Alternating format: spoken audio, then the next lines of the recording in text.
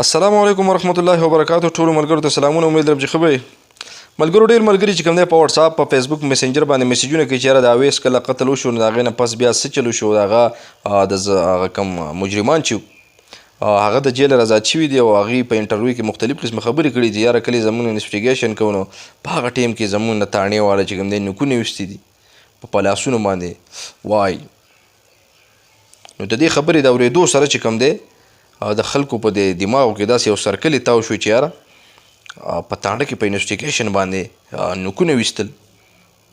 صرف د څه دپاره چې یاره تاسو دا قتل کړی دی یا نه دی یا نور داسې خبرې. نو په دې سیټ چې کوم دا پټو تاسو وینئ دا هغه هلکان دي او عجیبه خبر دا ده چې کله په تانډه کې وو دا هغه نه و. اوس کله چې دوی آزاد شوي دي دا خلک انټرویو نه تللي دي انټرویوانو له چونکې موږ نه خو ډېر زیات لري دی ځکه چې موږ په یو ځای پاتې کېږو دوی په دا په بل ځای دي. بهرحال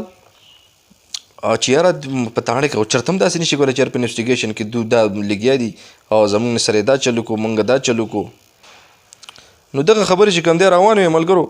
خلاصه ووایم چې تر دې دمه داسې خاص دغه نه دي پیک شوي چې یاره د دوی ضمانت شوی دی یا سره د اویس کوم قاتل چې او د هغې سره روغه شو د اویس پلارو سره روغه کړې ده او دومره پکې وایي چې یاره د دوی سره یو اسد په نامو باندې یو هلک یو سره نور دا مختلف قسمه هلکان کوم اوښی چې پکې و دا خبرې پکې راونې چې یاره هغه اوښی هم نو پته نشته په دغه انټرویو کې هغه نشته خو کیدی هم شي چې یاره د سلګ انویسټیګیشن دپاره چې کوم دی دا څو کسان یې تاڼې ته بولي دا به جیل کې نه نو خلکو له دغه رنګ ورکړی دی چې یاره دا د اویس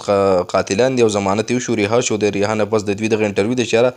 زموږ سره ډېر زیاتی شوی دی په تاڼه کې چونکې موږ داسې نه وو موږ ورته حل ویو لکه مطلب یې دا دی چې یاره پولیس برپور انصاف کوي د اویس سره نو بالکل انصاف پکېږي او انصاف ورته میلاویږي دغه قاتلانو ته. بهرحال هغه خو بیا د اویس د پلار خبره ده چې یاره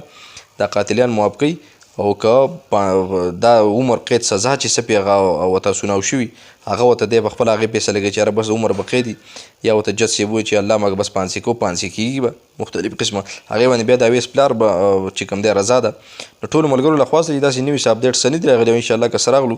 نو ضرور به ستاسو سره بیا ویډیو شیر کوو او کوم ملګرو چې چینل نه یې سبسکرایب کړی چینل سبسکرایب کړئ او بیا لایکن ورسره ضرور پریس کړئ.